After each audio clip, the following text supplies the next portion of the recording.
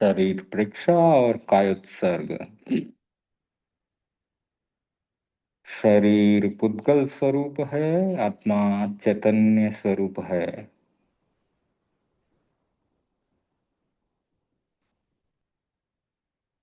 शरीर गलता है, सड़ता है, आत्मा अजर अमर है।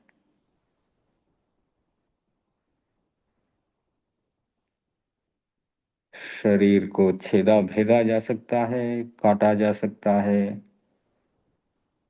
आत्मा को कोई शस्त्र छेद नहीं सकता। नैनम छिन्दन्ति शस्त्राणि, यानी कोई भी शस्त्र उसे छेद नहीं सकता।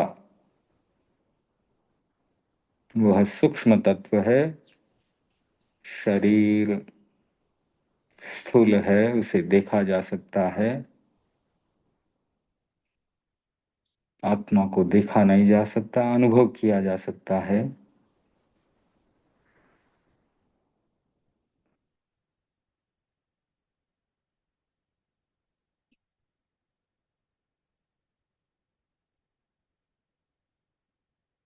अब हम अंतर यात्रा का प्रयोग करेंगे।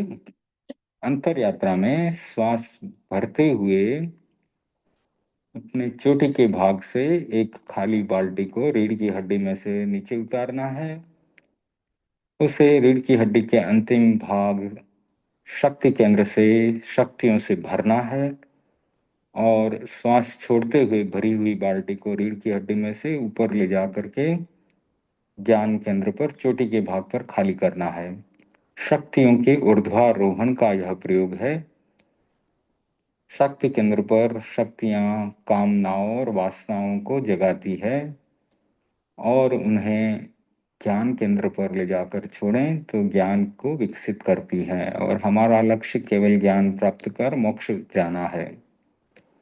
तो शुरू करेंगे। श्वास भरते हुए चोटी के भाग से एक खाली बाल्टी नीचे जा रही है, रीढ़ की हड्डी में से होते हुए नीचे जा रही है। रीढ़ की हड्डी के अंतिम भाग पर शक्तियों को इकट्ठा करके बाल्टी में भरें।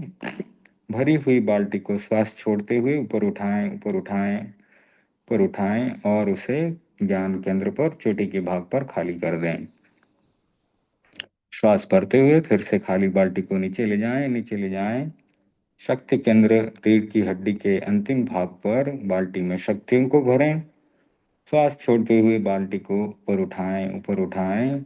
रीढ़ की हड्डी में से होते हुए ऊपर ले जाकर चोटी के भाग पर ज्ञान केंद्र पर खाली कर दें। फिर से श्वास भरते हुए खाली बाल्टी नीचे जा रही है, रीढ़ की हड्डी में से होते हुए नीचे जा रही है। रीढ़ की हड्डी के अंतिम भाग पर शक्तियों को बाल्टी में भरें और श्वास छोड़ते हुए बाल्टी को ऊपर उठाएं, ऊपर उठाएं, ऊपर उठाएं और चोटी के भाग पर ले जाकर के उसे खाली कर दें। फिर से एक बार श्वास भरते हुए खाली बाल्टी को नीचे ले जाएं, नीचे ले जाएं, नीचे ले जाएं और शक्ति केंद्र पर शक्तियों को उसमें भरें और भरी हुई बाल्टी को ऊपर ले जाएं। श्वास छोड़ते हुए ऊपर ले जाएं, ऊपर ले जाएं और से ज्ञान केंद्र पर ले जाकर के खाली कर दें। एक बार फिर से अंतिम बार श्वास भरते हुए खाली बाल्टी को नीचे लाएं, नीचे ले जाएं और रीढ़ की हड्डी के अंतिम भाग पर शक्तियों को इकट्ठा करके बाल्टी में भरें। श्वास छोड़ते हुए बाल्टी को ऊपर ले जाएं, रीढ़ की हड्डी में से होते हुए ऊपर ले जा करके चोटी के भाग ज्ञान केंद्र पर खाली कर दें। यह है अंतर यात्रा का प्रयोग, शक्तियों के ऊर्ध्वारोहण का प्रयोग। अब हम दीर्घ श्वास परीक्षा करेंगे। अपने चित्त को नाक के अग्रभाग पर लगाएं और वहां पर आते जाते श्वास का अनुभव करें।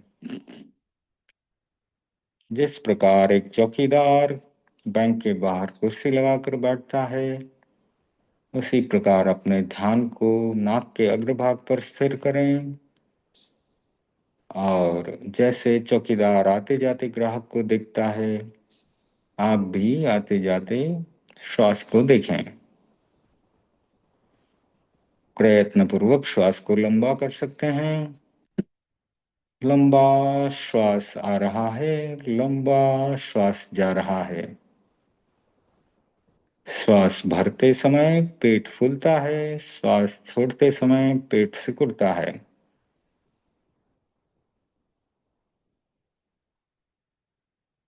किसी छोटे बच्चे को श्वास लेते हुए देखेंगे तो आप देख सकते हैं कि श्वास भरते समय इसका पेट बाहर आता है, श्वास छोड़ते समय पेट अंदर जाता है। हम भी अगर कमर के बल पर सीधे लेट जाएं तो हमें भी यह अनुभव होता है कि श्वास भरते समय पेट फूलता है, श्वास छोड़ते समय पेट अंदर जाता है।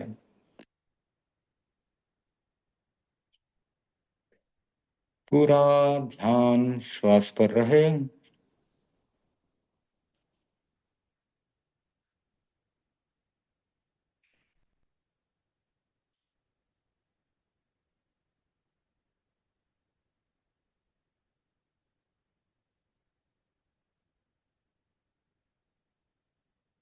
जिस प्रकार एक बकरी को रस्सी से खूंटे पर बांध दिया जाता है तो वह बकरी लिमिटेड स्थान पर, सीमित स्थान पर ही आ जा सकती है। उसके लिए एक सीमा बन गई, उसके आगे वह नहीं जा सकती। उसी प्रकार हम अपने चित्त को इस श्वास के धागे से, इस श्वास की डोर से बांध लें तो हमारा यह मन या चित्त भी भटकना बंद कर देगा, श्वास की डोर से सीमित हो जाएगा और एकाग्रता सधेगी, फोकस और अटेंशन सधेगा। श्वास एक न्यूट्रल आलंबन होने के कारण जब जब श्वास पर ध्यान लगाते हैं कोई भी आवेग, आवेश, क्रोध, मान, माया, लोभ नहीं आ सकता। ये सब हमारे से दूर भाग जाएंगे। तो जब कषाय ही दूर चले जाएंगे तो कर्मों का बंधन अपने आप रुक जाएगा। इसीलिए लंबे श्वास का प्रयोग कराया जाता है। यह ध्यान का बहुत अच्छा साधन है। यह साधन है, साध्य तो स्वयं की आत्मा ही है। हमें उसी आत्मा, शुद्ध आत्मा या परमात्मा तक पहुंचना है जो हमारे भीतर है।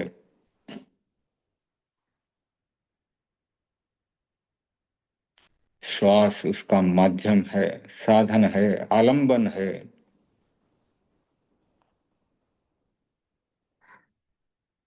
शरीर प्रेक्षा में शरीर को आलंबन बनाया क्योंकि आत्मा शरीर व्यापी है, शरीर के भीतर ही है आत्मा हमारी। श्वास प्रेक्षा में श्वास को आलंबन बनाया।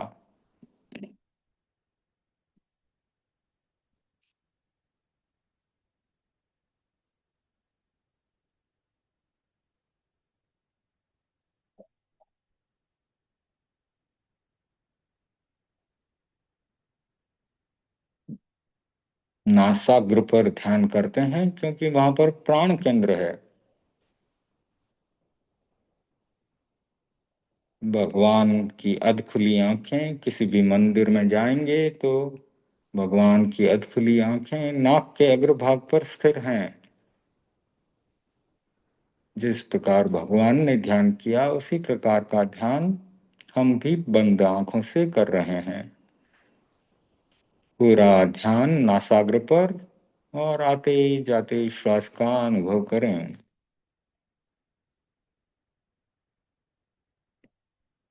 अब हम ज्योति केंद्र की परीक्षा करेंगे।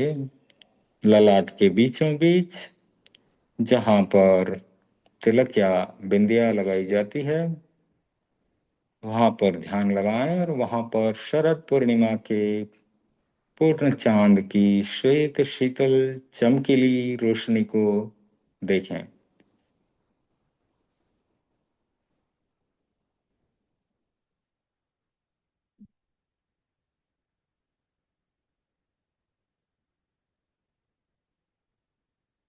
पूर्णमासी के चांद की श्वेत शीतल चमकीली किरणें पूरे ललाट पर फैल रही हैं, भीतर तक जा रही हैं।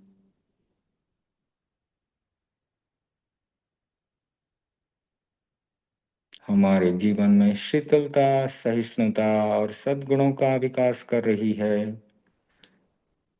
अद्भुत शांति का अनुभव करें।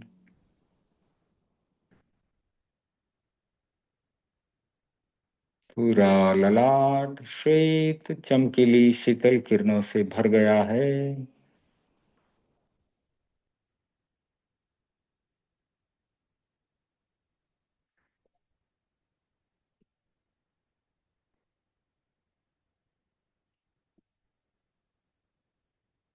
अद्भुत शांति हमारे जीवन में आ रही है।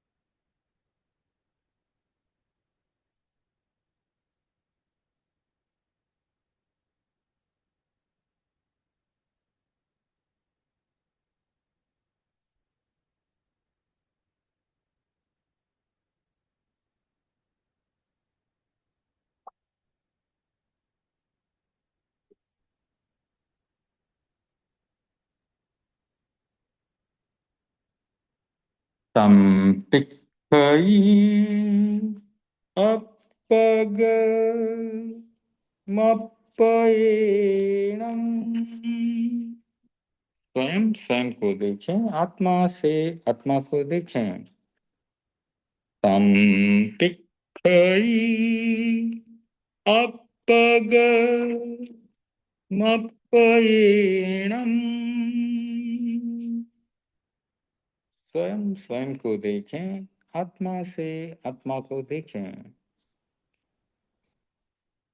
संपिक्खई अपग मप्पयेणम। स्वयं स्वयं को देखें, आत्मा से आत्मा को देखें। आहम सुविज्जा चरणम पमोक्षम। दुख मुक्ति के लिए विद्या और आचार का अनुशीलन करें।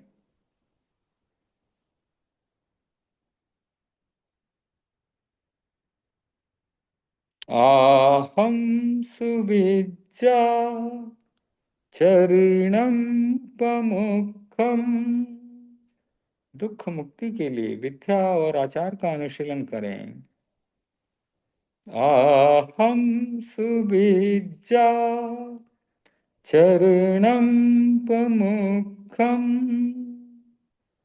दुख मुक्ति के लिए विद्या और आचार का अनुशीलन करें। अपना सच में से जा मित्यं भुवे सुकप्पये। स्वयं सत्य को खोजें और सबके साथ मैत्री करें। अपना सच में से जा मित्यं भुवे सुकप्पये। स्वयं सत्य को खोजें और सबके साथ मैत्री करें। अपना सच में से जा मित्यं भुवे सुकप्पये। स्वयं सत्य को खोजें और सबके साथ मैत्री करें। एगो में सासो अप्पा नानदन सण संजुआ। सिशा में बाहिरा भावा सब्बे संयोग लक्षणा। एक आत्मा शाश्वत है जो ज्ञान और दर्शन लक्षणों से युक्त है।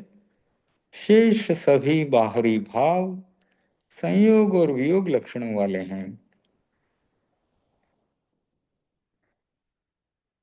एगो में सासो अप्पा नान दंसन संजुआ, शेषा में बाहिरा भावा सब्बे संयोग लक्षणा। एक आत्मा शाश्वत है जो ज्ञान और दर्शन लक्षणों से युक्त है। शेष सभी बाहरी भाव संयोग और वियोग लक्षणों वाले हैं। एगो में सासो अप्पा नान दंसन संजुआ, शेषा में बाहिरा भावा सब्बे संयोग लक्षणा। एक आत्मा शाश्वत है जो ज्ञान और दर्शन लक्षणों से युक्त है। शेष सभी बाहरी भाव संयोग और वियोग लक्षणों वाले हैं।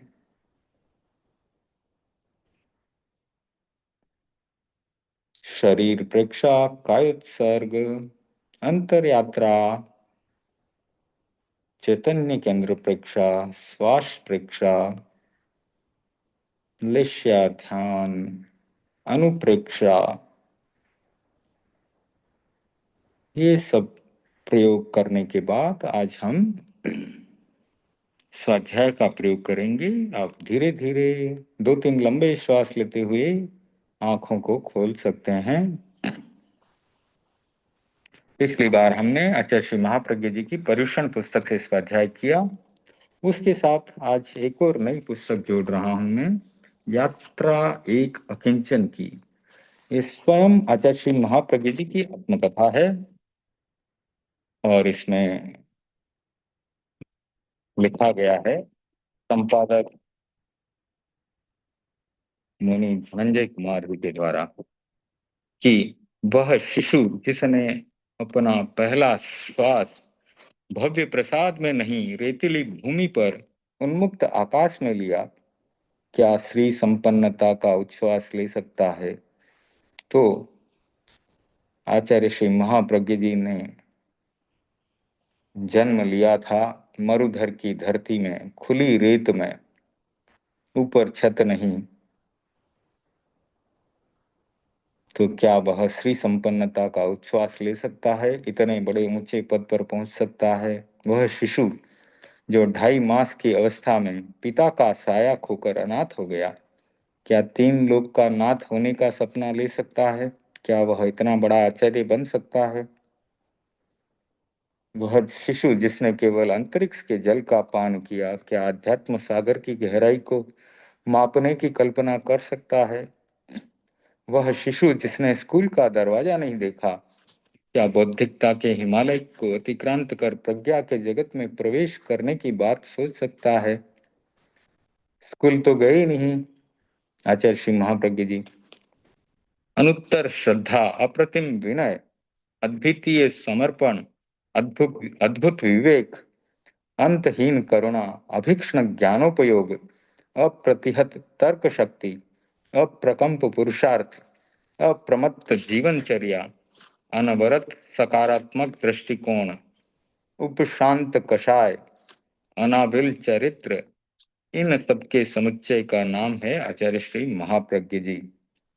जिसमें उदात्त चेतना के ये गुण प्रस्फुटित हैं, वह प्रज्ञा की दुनिया में प्रवेश क्यों नहीं कर सकता? अध्यात्म सागर की गहराई को क्यों नहीं माप सकता? सफलता के शिखर का स्पर्श क्यों नहीं कर सकता? अलौकिक श्री का वर्ण क्यों नहीं कर सकता? परम श्रद्धेय आचार्य श्री महाप्रज्ञ जी का जन्म एक छोटे से गांव में, टमकोर में, राजस्थान में हुआ था, जहां न पीने का मीठा जल सुलभ था, न पढ़ने के लिए विद्यालय था, न सड़कें थी और न ही यातायात के कोई साधन थे। आय के समीचीन स्रोत आय के समीचीन स्रोत भी उपलब्ध नहीं थे।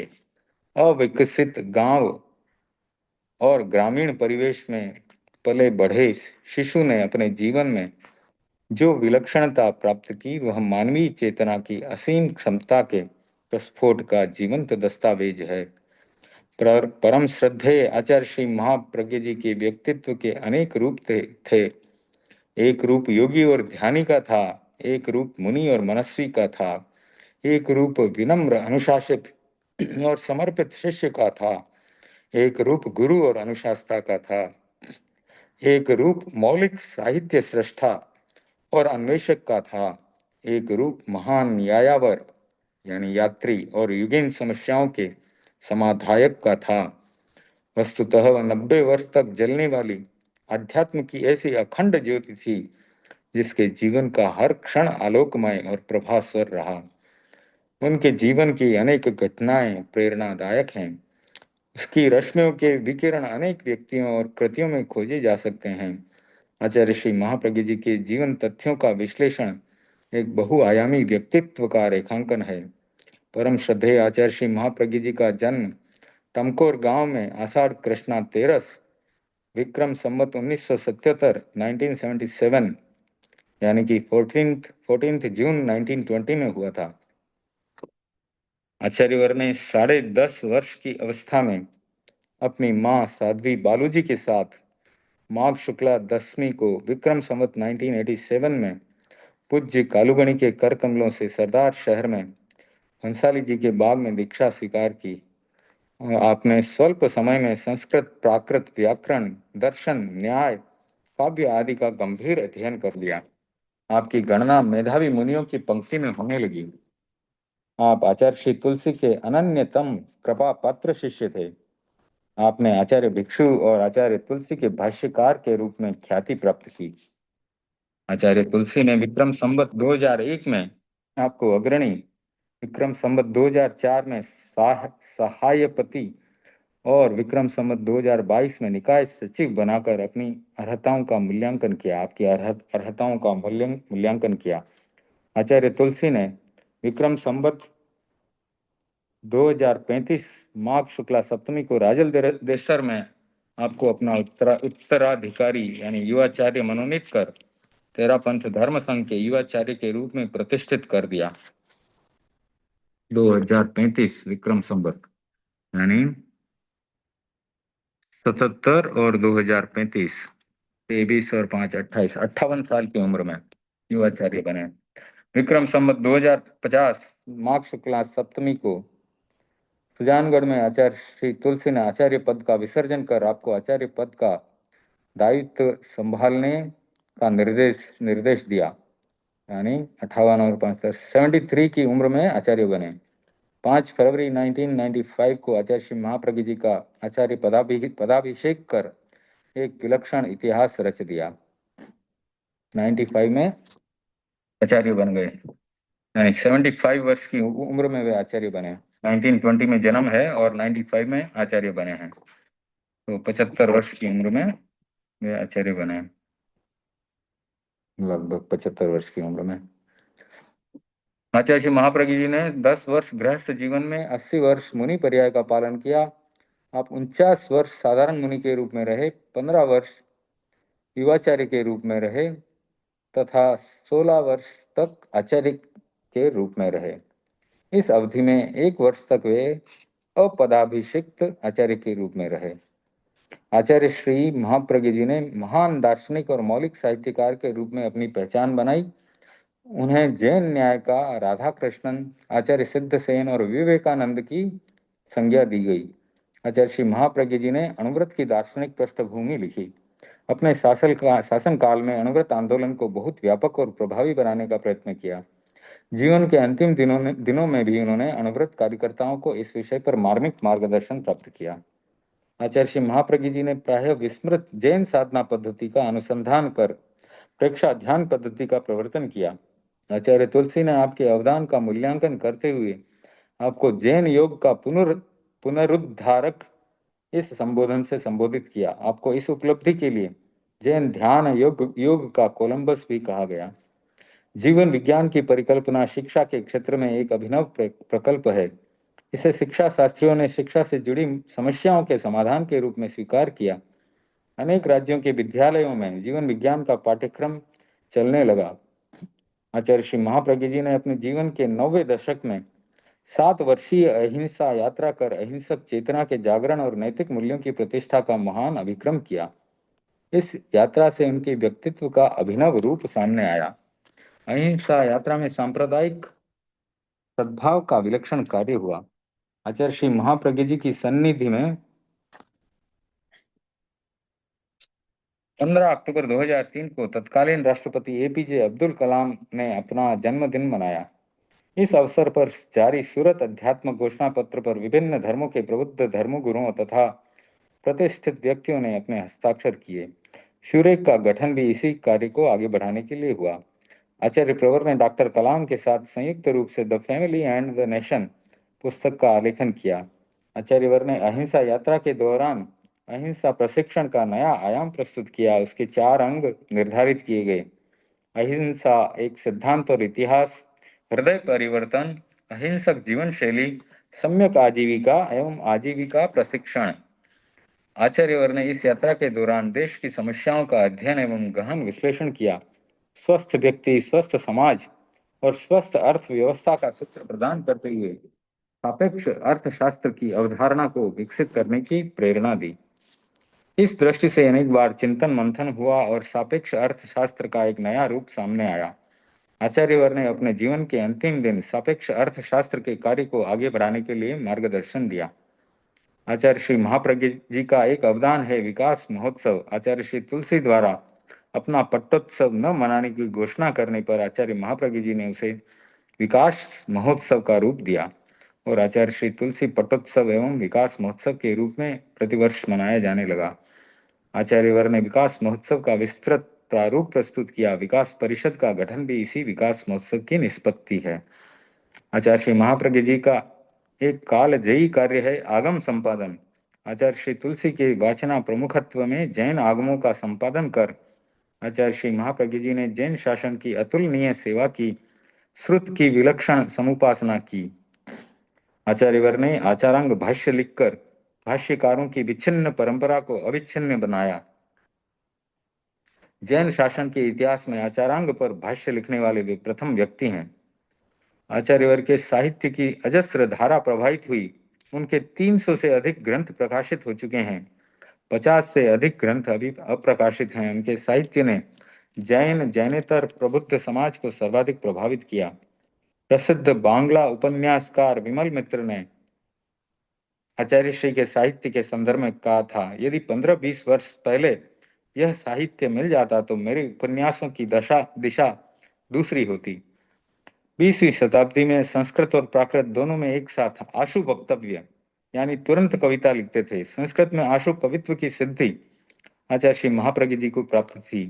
उन्होंने संस्कृत के जटिल छंदों और दुरूह विषयों पर आशु कवित्व कर विद्वत जगत को विस्मित कर दिया। काशी की यूनिवर्सिटी, वाराणसी की यूनिवर्सिटी, जहाँ संस्कृत के महान विद्वान रहते हैं, उनके द्वारा दिए गए संस्कृत के जटिल समस्याओं पर तुरंत कविता रच करके उन्होंने सिद्ध कर दिया कि वे संस्कृत के महान विद्वान थे। आचार्यवर ने अहिंसा व विश्व जाति के क्षेत्र में काम करने वाले व्यक्तियों और संस्थाओं में समन्वय की दृष्टि से अहिंसा समवाय मंच की कल्पना की।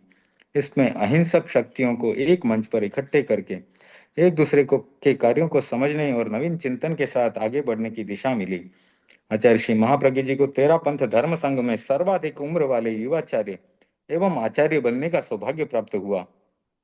उन्होंने तेरा पंथ धर्म संघ के साधु समुदाय में सर्वाधिक संयम पर्याय वाले मुनि का स्थान आरक्षित किया। तेरा पंथ का कोई भी आचार्य अपने जीवन में 9 के अंक का स्पर्श नहीं कर पाया। आचार्यवर ने अत्यंत स्वस्थ मना अपना 90वां जन्मदिन मनाया। आचार्यवर के कार्यों, अवदानों एवं उपलब्धियों का व्यापक मूल्यांकन हुआ। आचार्य श्री तुलसी ने 12 नवंबर 1978 को आपको महाप्रज्ञ अलंकरण से अलंकृत किया। युग प्रधान 99 में इंदिरा गांधी राष्ट्रीय एकता पुरस्कार, 2003 में राष्ट्रीय सांप्रदायिक सद्भाव पुरस्कार, 2005 में तथा धर्म चक्रवर्ती 2004 में, ये सारे सम्मान उनके मूल्यांकन के स्वयंभू प्रमाण हैं। आचार्य श्री महाप्रज्ञ जी का आचार्य श्री तुलसी के साथ गहरा तादात्म्य रहा। कह सकते हैं कि वीर गोयम की सी जोड़ी थी उनकी। आचार्य श्री तुलसी आपके हर कार्य के साक्षी, प्रेरक और दृष्टा रहे। आचार्य श्री महाप्रज्ञ जी ने आचार्य श्री तुलसी से भिन्न अपने व्यक्तित्व की कभी कल्पना भी नहीं की। आचार्य श्री तुलसी का महाप्रयाण आपके जीवन का सर्वाधिक असह्य क्षण था। आचार्य श्री ने गंगा सैर चतुर्मास में भाद्रव शुक्ला द्वादशी विक्रम संवत 2054 में 1 लाख से अधिक जनता की उपस्थिति में युवाचार्य महाश्रमण को अपना उत्तराधिकारी मनोनीत कर धर्म संघ को निश्चिंत बना दिया। वे अपने उत्तराधिकारी को प्रतिष्ठित करने और सब दृष्टियों में समर्थ बनाने में सदा प्रयत्नशील और जागरूक रहे। उनकी आत्मकथा एक अनुरोध और एक निश्चय। आचार्य श्री महाप्रज्ञ जी ने मौलिक एवं प्राणवान साहित्य का सृजन किया था, जहां एक और दर्शन, न्याय, योग, अध्यात्म, मनोविज्ञान, अर्थशास्त्र आदि के क्षेत्र में कुछ नए नए पद चिन्ह अंकित किए, वहां व्यक्ति, समाज और विश्व की समस्याओं का तलस्पर्शी विश्लेषण करते हुए उनके समाधान सूत्र भी प्रस्तुत किए। आपके साहित्य से युग को नई दिशा और नई दृष्टि मिली। आचार्य श्री महाप्रज्ञ जी ने अनेक महापुरुषों के जीवन दर्शन लिखे। ऋषभायण में भगवान ऋषभ का, श्रमण महावीर में भगवान महावीर का, भिक्षु विचार दर्शन में आचार्य भिक्षु का, प्रज्ञा पुरुष जयाचार्य में आचार्य जयाचार्य के बारे में, धर्म चक्र का प्रवर्तन, तुलसी विचार दर्शन, तुलसी यशो विलास, ये सब उनकी कालजयी रचनाएं हैं। आचार्यवर से अनेक व्यक्तियों ने निवेदन किया, आपने सामयिक, समसामयिक और शाश्वत दोनों सत्यों का विवेचन किया है। अपने सुदीर्घ साधना काल में अनेक प्रयोग किए हैं, अनेक नई सच्चाइयों को प्राप्त किया है। आपके द्वारा निर्दिष्ट प्रयोगों से सहस्त्र जन लाभान्वित हुए हैं, अपनी समस्याओं का समाधान पाया है। आप उन प्रयोगों को, साधना सूत्रों को लिपिबद्ध अवश्य कराएं, जिससे ये अनुभूत प्रयोग युगों युगों तक मार्गदर्शक बन सकें। आपने जीवन कैसे जिया, कैसे साधना के प्रयोग किए, आपको उनसे क्या क्या अनुभूति हुई, आपके जीवन की सफलता का रहस्य क्या है, उसे आप जितना जानते हैं दूसरा कोई नहीं जान सकता। आपके जीवन रहस्यों का संबोध दूसरों को, हम सबको मिल सके, इसके लिए अनुरोध है कि आप अपनी आत्मकथा स्वयं लिखें। यह अनुरोध उन्हें अनेक व्यक्तियों ने किया। पूज्य गुरुदेव तुलसी ने भी आचार्य श्री महाप्रज्ञ जी को आत्मकथा लिखने का निर्देश दिया। आचार्यवर ने 14 फरवरी 98 की डायरी में इसका स्पष्ट उल्लेख किया है। 14 फरवरी 1998, साध्वी विश्रुत विभा की मेरे प्रति असीम श्रद्धा और समर्पण है। उसका चिंतन भी प्रशस्त है, अध्यात्म साधना की गहरी तड़प है। इन विशेषताओं ने मुझे बहुत आकृष्ट किया है, इसलिए उसके चिंतन पर मैं यथासंभव ध्यान देता हूँ। उसका आग्रह रहा, गुरुदेव के महाप्रयाण के समय आचार्यवर ने क्या अनुभव किया, मन पर क्या बीती, अभी ताजा घटना है, फिर विस्मृति से चली जाएगी। तो सुझाव अच्छा लगा। वर्तमान जो अतीत बन गया, एक संस्मरण श्रृंखला शुरू हो गई। दूसरा सुझाव सामने आया, प्रतिदिन का एक वाक्य लिखने का। यह कार्य भी शुरू कर दिया गया। तीसरा आग्रहपूर्ण सुझाव आया, डायरी लिखने का। डायरी लिखने का चिंतन पहले भी अनेक बार आया। गुरुदेव डायरी लिखते थे और आचार्य श्री महाप्रज्ञ जी ने इसको आवश्यक नहीं समझा। अब ये सुझाव स्वीकार कर माघ कृष्णा बीज से 2054 को डायरी लिखना शुरू कर दिया, विक्रम संवत 2054 से। चौथा आग्रह रहा आत्मकथा लिखने का। यह मेरे लिए नया नहीं था। गुरुदेव ने अनेक बार मुझसे कहा, तुम अपनी आत्मकथा लिखनी शुरू करो। मैंने प्रार्थना की। ऋषभायण पूरा करने के बाद आत्मकथा लिखना चाहता हूँ। ऋषभायण पूरा हो चुका। गंगा शहर चतुर्मास में आत्मकथा प्रारंभ करने का विचार था, किंतु वहां गुरुदेव का स्वर्गवास होने के बाद सारी योजना बदल गई। अब कुछ दिनों में ही उसे लिखने का संकल्प किया है, देखें प्रारंभ कब होता है। डायरी मुझे स्वयं लिखनी है। वर्तमान जो अतीत बन गया के लिपिकार मुनि धनंजय कुमार हैं। प्रतिदिन का एक वाक्य और आत्मकथा की लिपिकार साध्वी विश्रुत विभा रहेगी, ऐसा चिंतन किया गया है। आचार्यवर सन 1998 का मर्यादा महोत्सव संपन्न कर लाडनू पधारे। अपने चिंतन को क्रियान्वित करते हुए आचार्यवर ने संभवतः मई 1998 में आत्मकथा का आलेखन शुरू करवाया। लाडनू प्रवास और सरदार शहर चतुर्मास में आत्मकथा लेखन का कार्य हुआ। हरियाणा दिल्ली के कार्यक्रम बहुल प्रवास में कार्य की गति धीमी हो गई। लाडनू चतुर्मास एवं बिदासर चतुर्मास में आचार्यवर ने कुछ संस्मरण लिखवाए। 2001 में अहिंसा यात्रा शुरू हो गई और कार्य की गति मंद हो गई। फिर कभी कभी थोड़ा बहुत लेखन होता रहा। आचार्यवर ने भिवानी उदयपुर चतुर्मास में आत्मकथा के प्रथम भाग का कार्य संपन्न करा दिया। उदयपुर चतुर्मास से जयपुर प्रवेश तक आचार्यवर का स्वास्थ्य प्रायः अनुकूल नहीं रहा। स्वास्थ्य के कारण यात्रा पथ भी परिवर्तित हो गया। जयपुर चातुर्मास में जब जब कुछ स्वस्थता का अनुभव हुआ, आचार्यवर आत्मकथा लिखाते रहे और उसका एक भाग संपन्न हो गया। लाडनू प्रवास में आचार्यवर ने आत्मकथा का पुनरावलोकन किया और शब्दशः सुना। आचार्यवर ने इस प्रवास में आत्मकथा का दूसरा भाग मैं और मेरा गुरु का भी काफी अंश लिपिबद्ध करा दिया। तीसरे, चौथे और पांचवें खंड की संकलित सामग्री का निरीक्षण और संयोजन का मार्ग भी निर्दिष्ट कर दिया। नियति का योग। पूज्य गुरुदेव के डूंगरगढ़ प्रवास में आत्मकथा की पांडुलिपि प्रेस में चली गई। कंपोजिंग का कार्य पूरा हो गया। प्रूफ निरीक्षण का कार्य भी द्रुत गति से चल रहा था। यह निर्णित हो चुका था कि पूज्य गुरुदेव के जन्मदिन पर आत्मकथा के प्रथम खंड का लोकार्पण किया जाए।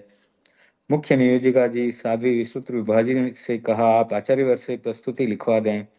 उन्होंने कहा, मुनिश्री अभी क्या जल्दी है, हम सरदार शहर पहुंचने के बाद भी इसे लिखवा देंगे। पर यह किसने सोचा था, अपनी आत्मकथा की प्रस्तुति भी हम आचार्यवर से लिखवा नहीं सकेंगे। पर नियति के आगे किसी का वश नहीं चलता। पूज्य गुरुदेव आचार्य श्री तुलसी ने अपनी कथा आत्मकथा स्वयं लिखी, पर वे उसकी न प्रस्तुति लिख पाए और न प्रकाशित ग्रंथ का लोकार्पण कर पाए। परम आराध्य आचार्य श्री महाप्रज्ञ जी ने भी अपनी आत्मकथा लिखी, आप भी उसकी न प्रस्तुति लिख पाए और न ही आत्मकथा को स्वयं लोकार्पित कर पाए। आचार्य श्री महाप्रज्ञ जी को गुरुदेव तुलसी की आत्मकथा का तथा आचार्य श्री महाश्रमण जी को परम श्रद्धेय आचार्य श्री महाप्रज्ञ जी की आत्मकथा का पूर्ववाक लिखने का श्रेय मिला। अपने गुरु की कृति को लोकार्पित करने का सौभाग्य भी उनके उत्तराधिकारी को मिला। एक नया निर्देश। इन महीनों में परम श्रद्धेय आचार्य श्री महाप्रज्ञ जी ने साहित्य आदि अनेक विषयों पर अनेक निर्देश प्रदान किए। एक दिन श्री डूंगरगढ़ में गुरुदेव ने कहा, तुमने मेरे जीवन के संदर्भ में 2 ग्रंथ लिखे हैं। तब मुनि श्री धनंजय कुमार जी कहते हैं कि हाँ, मैंने महाप्रज्ञ जीवन दर्शन और महाप्रज्ञ अतीत और वर्तमान लिखा है। तब आचार्यवर ने कहा, अब तुम इन दोनों को एक बना दो। तो धनंजय मुनि ने कहा, इन 15 वर्षों की सामग्री भी संकलित कर ली है। तो आचार्यवर ने कहा, तुम उसे भी इसके साथ जोड़ दो, एक परिपूर्ण ग्रंथ हो जाएगा। तब कहा धनंजय मुनि ने कहा, गुरुदेव आपकी आत्मकथा प्रकाशित हो रही है, वह युवाचार्य श्री द्वारा लिखित महात्मा महाप्रज्ञ प्रकाशित हो चुकी है, अब इसकी क्या अपेक्षा है। तब आचार्यवर ने निर्देश की भाषा में कहा, मेरी आत्मकथा में मैंने स्वयं को अपने कोण से देखा है। महाश्रवण ने जीवन वृत्त अपनी शैली में लिखा है। जीवन वृत्त के प्रस्तुतिकरण और विश्लेषण की तुमने नई से शैली विकसित की है, इसलिए तुम्हें अपना कार्य करना है। तब धनंजय मुनि ने कहा, गुरुदेव आत्मकथा के प्रकाशन के बाद मैं यह कार्य करूंगा। तब आचार्य श्री ने कहा, हाँ, लेकिन उसे पूरा करने का संकल्प आज कर लो। गुरुदेव के इस निर्देश के प्रति धनंजय मुनि ने प्रयास किया। 9 मई 2010 को गुरुदेव महाप्रज्ञ जी ने पूर्ण जागरूकता की स्थिति में इस दुनिया को अलविदा कह दिया। यह भी एक विचित्र संयोग है कि धनंजय मुनि सांखला प्रिंटर्स के श्री दीपचंद सांखला के साथ यात्रा एक अकिंचन की, जो कि गुरुदेव की आत्मकथा है, इस पुस्तक के मुद्रण, संयोजन, आकार, प्रकार आदि के संदर्भ में विचार विमर्श कर रहे थे। उन्हीं क्षणों में आचार्यवर एकाएक अस्वस्थ हुए। हम आत्मकथा की सामग्री को वहीं उसी रूप में छोड़ गुरु सन्निधि में पहुंचे तो वह यह देखकर अवाक रह गए। हमारी आंखों के सामने अध्यात्म साधना का ज्योति दीप बुझ गया है। वे सदैव हमारे बीच नहीं रहे, किंतु उनकी उपस्थिति हमारे भीतर बनी हुई है। उनकी प्रकाश रश्मियां हमारे अंतःकरण को युगों युगों तक आलोकित करती रहेगी। उनकी जो 300 पुस्तकें हैं, उनका हम स्वाध्याय करते रहेंगे। इतना साहित्य उन्होंने हमें दिया है कि हम थोड़ा थोड़ा करके भी पढ़ें तो हमारी जीवन यात्रा भी जो है अच्छी बन जाएगी, सुंदर बन जाएगी, सरल बन जाएगी। उनकी प्रकाश रश्मियों का एक समुच्चय है यात्रा एक अकिंचन की, यह उनकी आत्मकथा है। प्रस्तुत ग्रंथ का प्राण है परम श्रद्धेय आचार्य श्री महाप्रज्ञ। इस ग्रंथ की संकल्पना में सर्वाधिक श्रम किया है मुख्य नियोजिका जी साध्वी विस्तृत विभाजी ने, जो कि अब साध्वी प्रमुखा हैं। उनका बार बार निवेदन, आग्रह और अनुरोध इस आत्मकथा की निष्पत्ति का प्रमुख कारण तत्व है। एक महापुरुष की आत्मकथा की प्रस्तुति में श्रेय भागी बनकर उन्होंने अपने शिष्य धर्म का निर्वाह किया है, वहीं महार्घ्य ज्ञान राशि का संचयन भी किया है। गुरु सन्निधि के वे क्षण उनके जीवन की अमूल्य निधि बन गए हैं।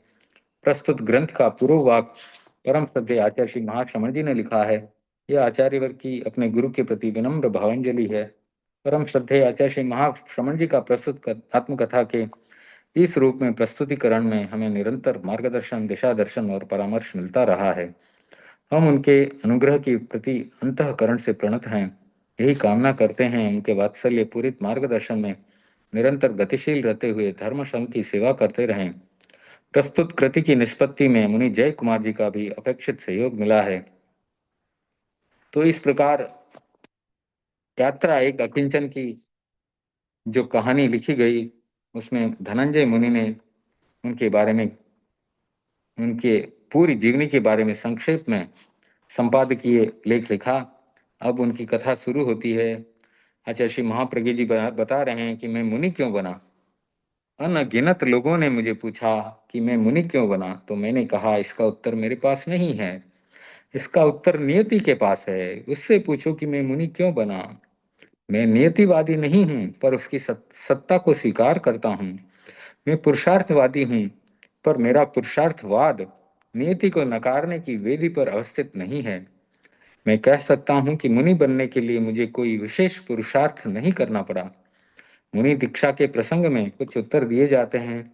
मैं उस समय इस उत्तर श्रृंखला को नहीं जानता था, इसलिए मैं नहीं कहता मुझे संसार असार लगा इसलिए मैं मुनि बन गया, या जन्म मरण के चक्कर से डरकर मैं मुनि बन गया, या नरक के भय और स्वर्ग के प्रलोभन से मैं मुनि बन गया। ये सब मुझे नहीं पता। मुझे इसका एक ही उत्तर देना पसंद है, और वही उत्तर देता रहा हूं कि कोई अज्ञात की प्रेरणा थी, ज्ञात जगत की घटना घटी और मैं मुनि बन गया। हम अज्ञात को छोड़कर केवल ज्ञात को समझने का प्रयत्न करते हैं, केवल उसके आधार पर निष्कर्ष निकालना चाहते हैं। वह सच होने पर भी अधूरा सच होता है, पूरा सच नहीं होता है। मैं मुनि बनने और मुनि तुलसी की छत्र छाया में नई जीवन यात्रा चलाने को एक अज्ञात की प्रेरणा मानता हूँ। ज्ञात जगत में इसका समाधान कारक उत्तर मुझे उपलब्ध नहीं है। यानी आचार्य श्री महाप्रज्ञ जी कहते हैं कि यह नियति का काम है, मेरा काम नहीं है। मैंने तो सोचा भी नहीं था, लेकिन नियति या अज्ञात से एक प्रेरणा मिली और मैं मुनि बन गया। तर्कशास्त्र में दो कारण प्रमुख माने जाते हैं, उपादान कारण और निमित्त कारण। मुनि बनने का बीज उपादान कारण मुझमें विद्यमान था, उसे प्रस्फुटित होने के लिए निमित्त की अपेक्षा थी। जीवन के दूसरे दशक के प्रारंभ में उसकी संपूर्ति हो गई। मैं जीवन का एक दशक पूरा कर चुका था, दूसरे दशक में प्रवेश हो चुका था। उस समय मुनि छबील जी का चतुर्मास टमकोर में हुआ। उनके सहवर्ती मुनि मूलचंद जी ने मुझे तत्व ज्ञान पढ़ने के लिए प्रेरित किया। मैंने अध्ययन शुरू किया। एक दिन मुनि द्वय ने मुझे मुनि बनने की बहुत ही हल्की सी प्रेरणा दी। मेरा अंतःकरण जंकृत हो गया, जैसे कोई बीज अंकुरित होना चाहता हो और उस पर पानी की फुहारें गिर जाएं। जैसे मेरा मन मुनि बनना चाहता हो और उनकी प्रेरणा की ही प्रतीक्षा हो। मुझे ऐसा ही अनुभव हुआ। मैंने अपनी माँ बालूजी से कहा कि मैं मुनि बनना चाहता हूँ। तो माँ ने कहा, मैं साध्वी बनना चाहती हूँ, पर कितना कठिन है यह मार्ग, और कितनी कठिन है इसकी साधना, क्या तुमने सोचा है? तो आचार्य श्री महाप्रभु जी ने लिखा कि मैंने कोई उत्तर नहीं दिया। अनुत्तरित को उत्तरित करना मुझे जरूरी नहीं लगा। मैंने अपनी भावना मेरे संरक्षक बालचंद जी के सामने प्रस्तुत की कि मैं साधु बनना चाहता हूँ। श्री बालचंद जी ने कहा, तुम कांच और कंघी हमेशा अपने पास रखते हो, फिर मुनि बनने के बाद कैसे मुंह देखोगे और कैसे कैसे अपने केशों को संवारोगे? तो आचार्य श्री महाप्रभु जी ने उस समय बचपन में क्या उत्तर दिया कि मैं पात्र में पानी रखूंगा, उसमें मुंह देख लूंगा, और केशों का तो लुंचन हो जाएगा। फिर केशों का और उनको संवारने का कोई प्रश्न ही नहीं उठता। तब श्री बालचंद जी ने कहा, साधु को तो पैदल चलना पड़ता है, तुम कैसे चलोगे? तो आचार्य श्री ने जवाब दिया, मैं अभी भी 4 कोस चल सकता हूँ। यानी बचपन में भी, 10 वर्ष की उम्र में भी 4 कोस चल सकते थे। 4 कोस का मतलब है 8 माइल। 8 माइल का मतलब है लगभग 12-13 किलोमीटर। तो श्री बालचंद जी ने कहा, साधु बनने के बाद कैश लुंचन कर लोगे क्या? तो उन्होंने कहा कि मैं अभी करके दिखा सकता हूँ। तब श्री बालचंद जी ने कहा, तुम्हें दीक्षा देने से भाई तोलाराम जी का वंश कैसे चलेगा?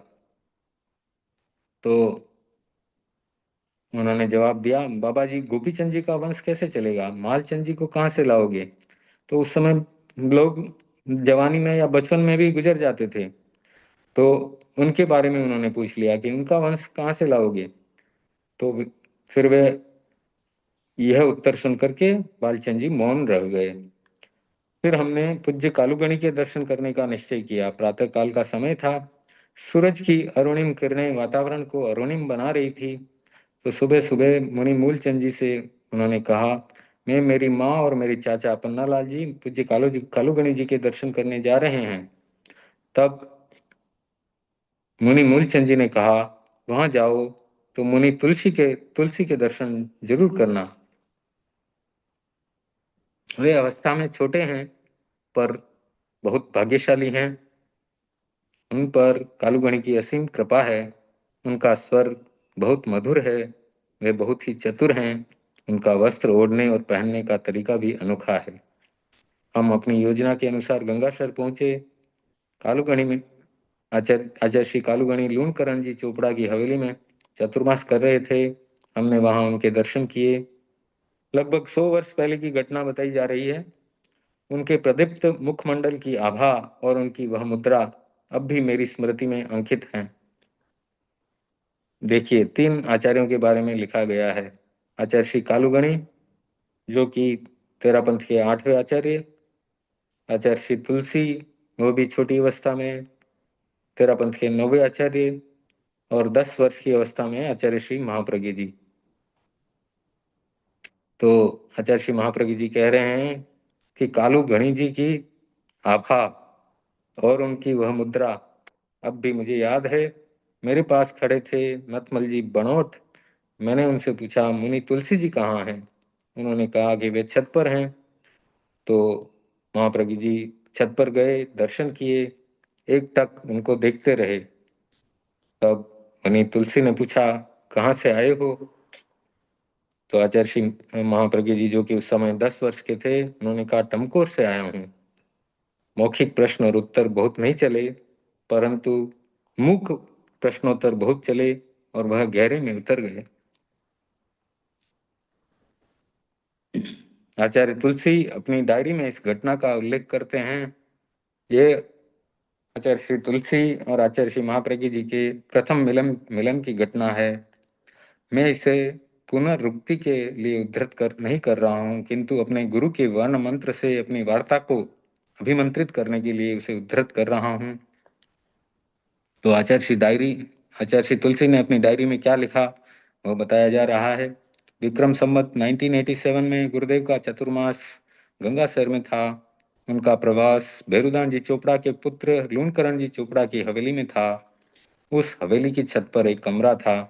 कमरे के पास ऊपर जाने की सीढ़ियां थी और आचार्य तुलसी, जो उस समय मुनि अवस्था में थे, सीढ़ियों पर बैठे थे। वहां बालक नथमल आया। आचार्य श्री महाप्रज्ञ जी का बचपन का नाम है नथमल। और बोला, तुलसीराम जी, स्वामी कौन है। तो मुनि तुलसी ने पूछा, क्यों भाई, उनसे तुम्हें क्या काम है। तो नथमल जी बोले, मैं अपनी माँ के साथ टमकोर से आया हूँ। हम दोनों वैरागी हैं। मुनि मूलचंद जी ने मुझे, हाँ, मुनि तुलसी के दर्शन करने के लिए कहा था। तो मेरा परिचय पाकर, यानी नथमल जी का परिचय पाकर बालक को मंजिल मिल गई। ऐसा लगा, प्रथम बार हुए साक्षात्कार में मुझे लगा, आचार्य उस समय मुनि तुलसी हैं, वो लिख रहे हैं कि यह बालक भोला भाला सा दिखता है पर होनहार है। मुनि दीक्षा की पूर्व स्वीकृति। तेरापंथ धर्म संघ में दीक्षा देने का अधिकार एकमात्र आचार्य को है। पूज्य कालूगणी धर्म संघ के 8वें आचार्य थे। हमने दीक्षा के लिए प्रार्थना की और उसकी पूर्व स्वीकृति यानी प्रतिक्रमण कंठस्थ करने का आदेश तुरंत मिल गया। उस दिन हम वहां रुके और फिर गांव चले गए। गांव के सब लोग आश्चर्य में थे कि दीक्षा की स्वीकृति इतनी जल्दी कैसे मिल गई। मुझे कोई आश्चर्य नहीं था, यानी नथमल जी लिख रहे हैं कि उन्हें कोई आश्चर्य नहीं था। उन्हें इस बात का संतोष हुआ कि पूज्य कालूगणी नियति को पढ़ने वाले हैं।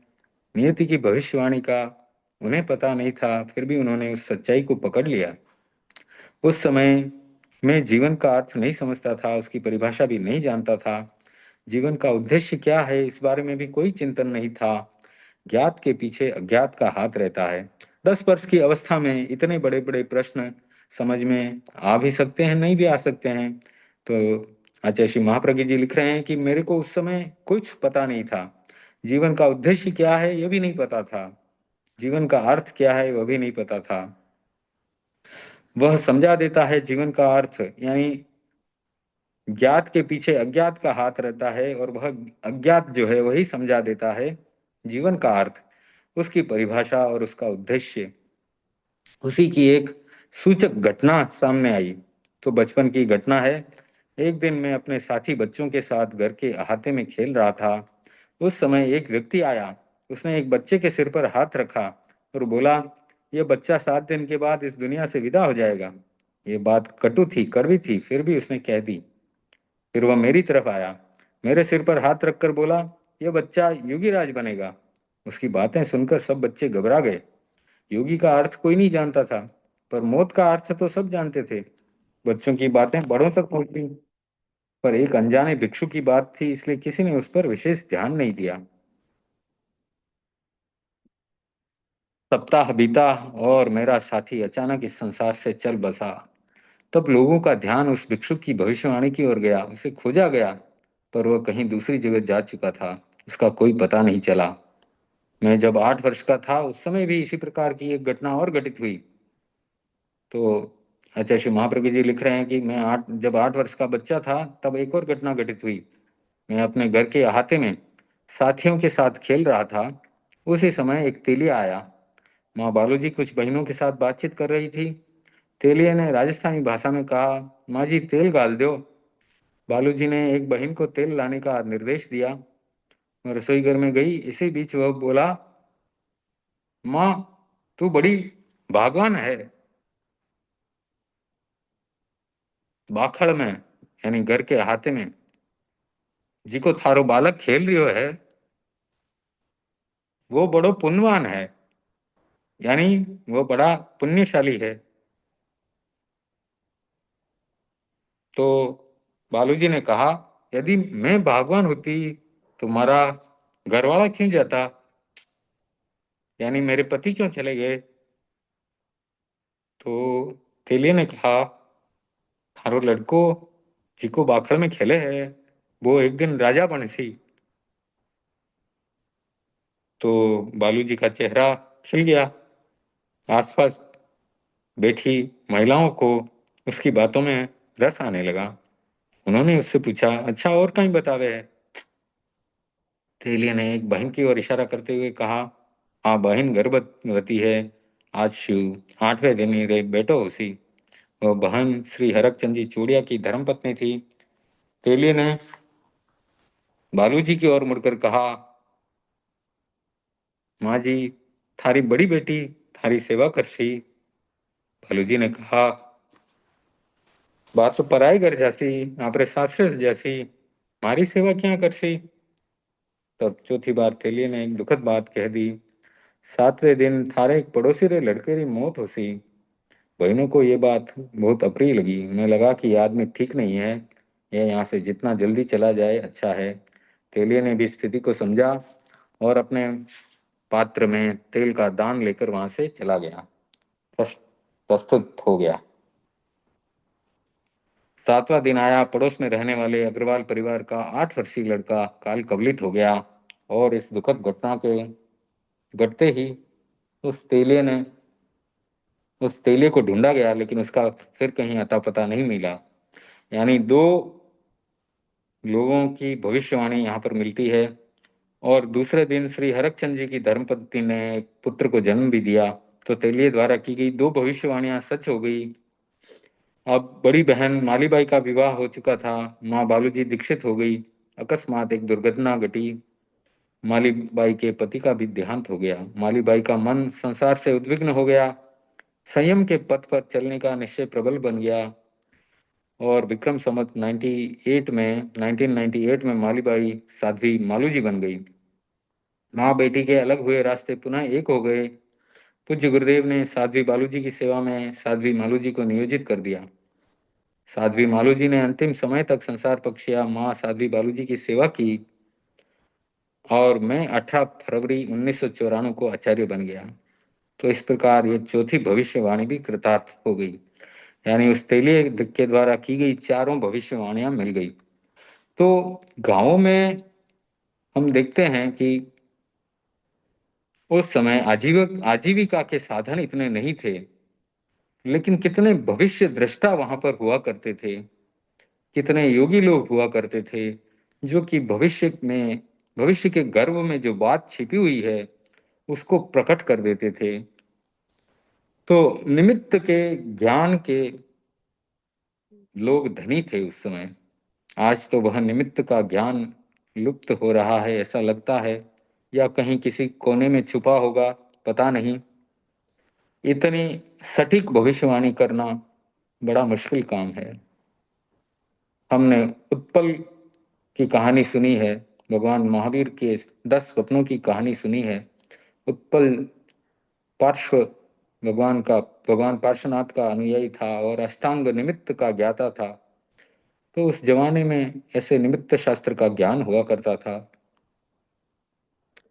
एक वाक्य है, फलति कपालो न भूपालः, यानी जो कपाल पर लिखा है वह फलित होता है।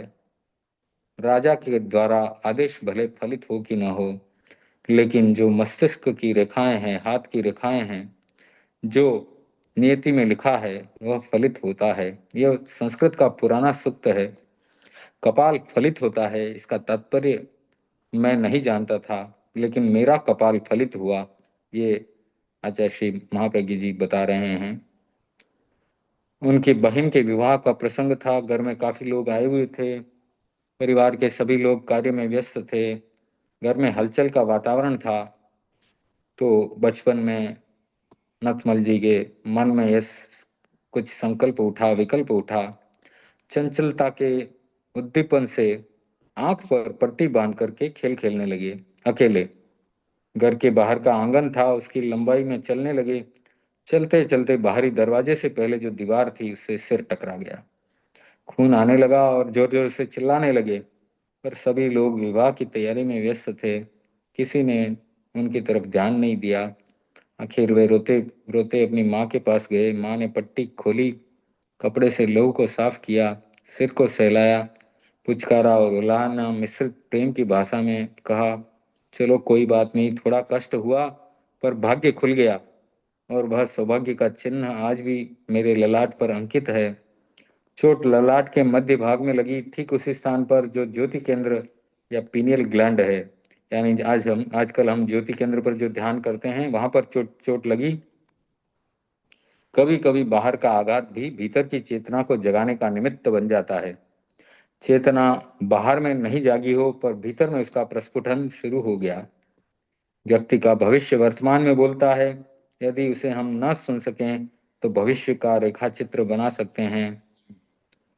तो व्यक्ति का भविष्य वर्तमान में बोलता है, यदि हम उसको सुन सकें तो हम भविष्य का रेखा चित्र बना सकते हैं। हम कुछ शिशु साथी मिलकर क्रीड़ा करते। क्रीड़ा का एक अंग था, दिया सलाई की 2 पेटियों को एक लंबे धागे से बांध देते, फिर कुछ दूरी पर खड़े होकर एक दूसरे की बात को सुनने का प्रयत्न करते। कभी कभी दहलीज पर लोहे की सलाखा चलाते और उससे उत्पन्न होने वाली ध्वनि को सुनने का प्रयत्न करते।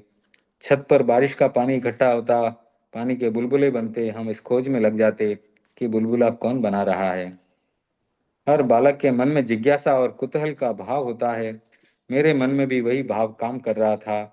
मैं नहीं जानता था कि कभी मुझे सत्य की शोध की गहराई में उतरने का मौका मिलेगा। वर्तमान में अनेक रहस्यों को खोजने का अवसर मिला, फिर भी उस बाल अवस्था में सत्य की एक रश्मि का जो आलोक मैंने देखा, वह आज भी मन को आह्लादित कर देता है। आजकल छोटे बच्चों को स्कूल भेजा जाता है। वास्तव में हमारा मस्तिष्क 8 वर्ष की अवस्था के बाद पढ़ाई के योग्य बनता है। आगम साहित्य से इस धारणा का समर्थन होता है। संभव है मेरा मस्तिष्क 10 वर्ष के बाद परिपक्व हुआ हो। मेरा अध्ययन व मेरी पढ़ाई उसी अवस्था से प्रारंभ होती है, यानी जब दीक्षा ली उसके बाद पढ़ाई शुरू हुई। तो स्कूल का रास्ता उन्होंने देखा ही नहीं। एक पहेली, मेमन सिंह में मेरी चचेरी बहन का विवाह था। यानी अभी जो बांग्लादेश है वहां पर मेमन सिंह नगर था, और वहाँ उनकी नथमल जी की चचेरी बहन का विवाह था। उस समय उस उद्देश्य से माँ और चाचा के साथ वहां गए थे। बीच में कलकत्ता पहुंचे, वहां अपनी बुआ के घर पर ठहरे।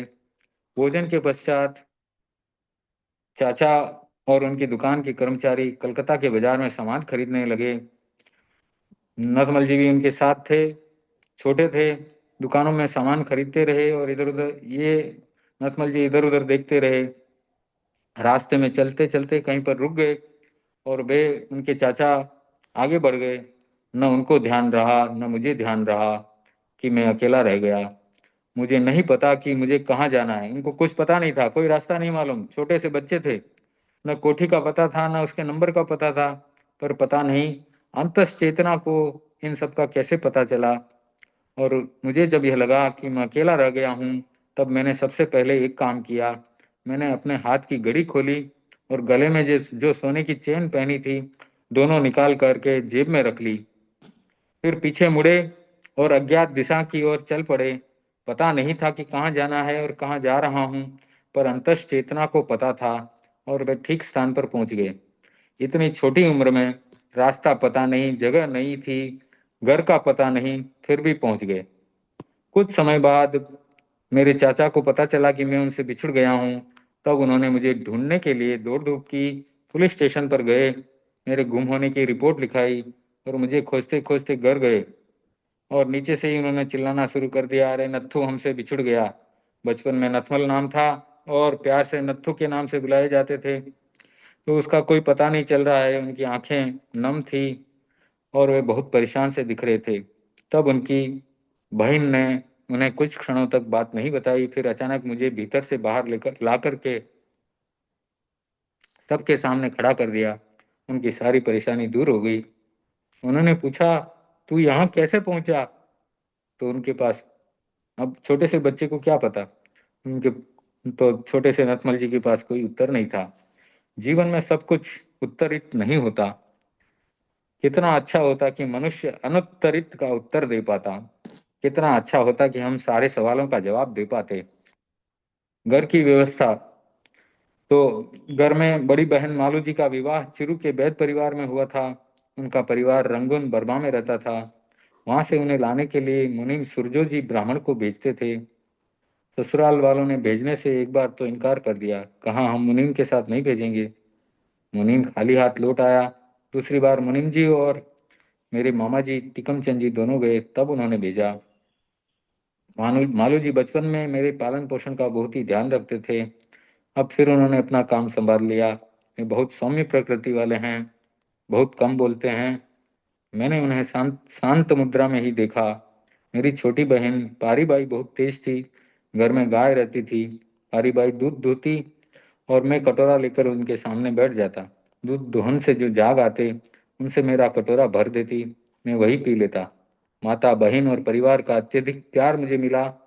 छोटे गांवों में जितना पारस्परिक संबंध होता है, उतना बड़े शहरों में दुर्लभ है। शायद उसकी कल्पना भी नहीं की जा सकती है।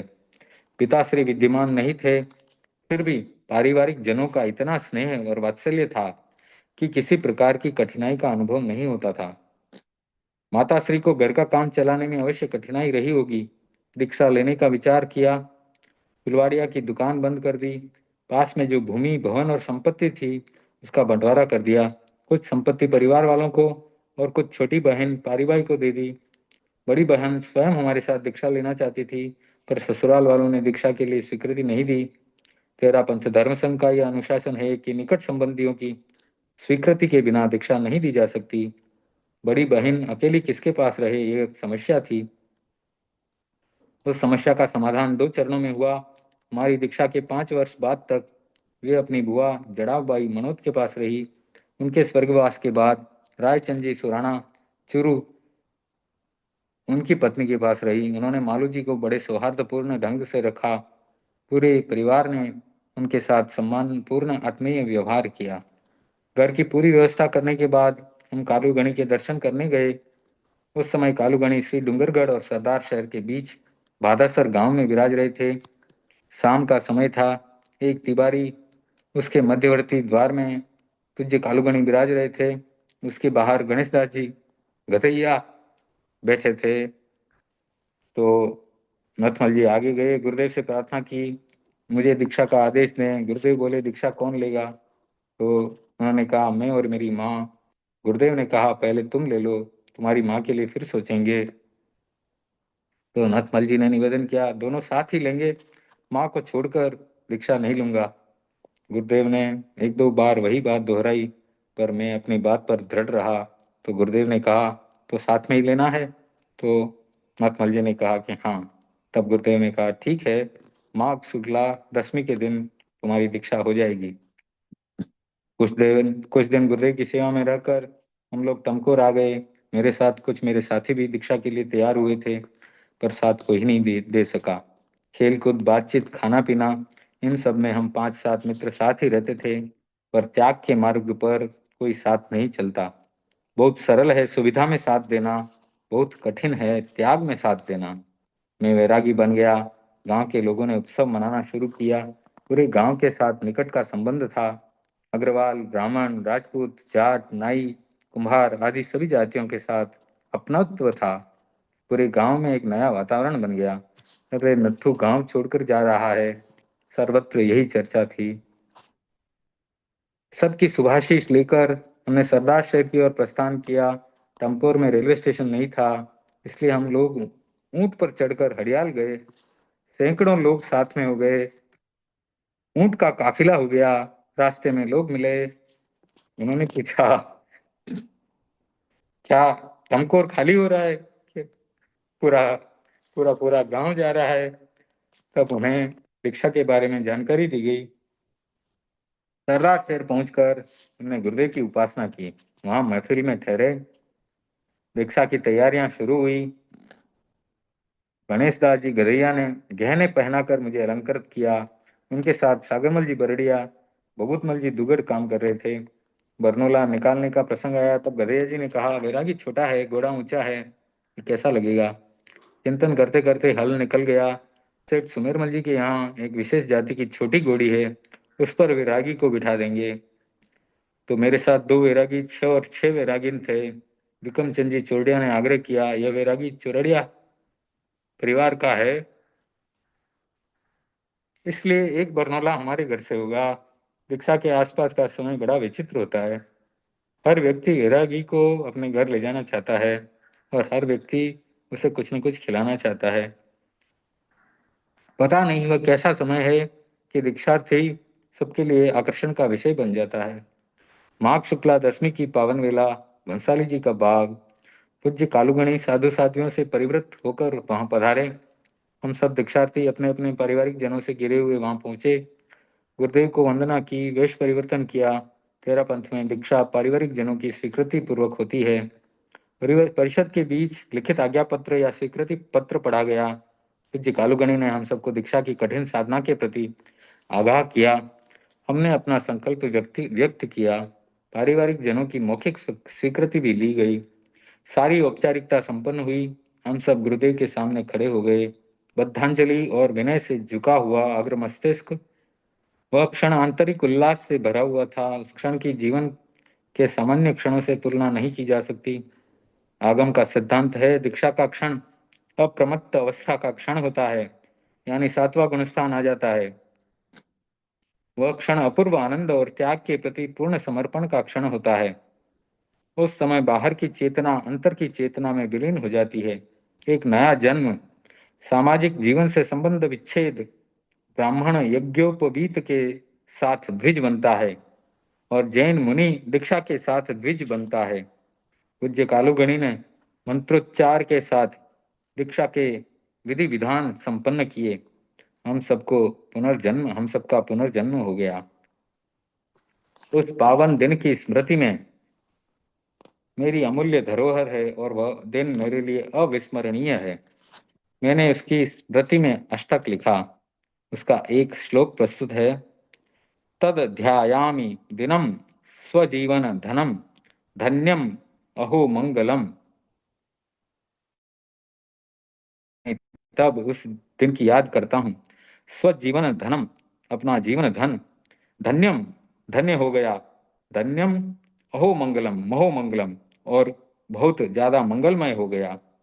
श्री कालोह करुणा निधेर मलयोह, श्री कालुगणी जी की करुणा से पादाब्जयो, उनके चरणों में, सन्निधो, उनकी चरणों की सन्निधि में, सदभक्त्या नत कंधरो जलीवरह, अपनी भक्ति और हाथों को अंजलि पूर्वक जोड़कर प्रोत्साह दीक्षा पटु, सोत्साह, बहुत उत्साह के साथ दीक्षा ग्रहण की, प्रोत्साह दीक्षा पटुर दीक्षाम स्वीकृतवान, तो दीक्षा को स्वीकार किया, विरक्त हृदयो मात्रा समम पर्षदी, और विरक्त हृदय से वह साधु दीक्षा ग्रहण की और उस परिषद में सम्मिलित हो गए। मुझे उस जीवन धन धन्य उत्सवमय और कल्याणकारी दिन की स्मृति हो रही है। अब आचार्य श्री स्वयं उसका अर्थ लिख रहे हैं श्लोक का।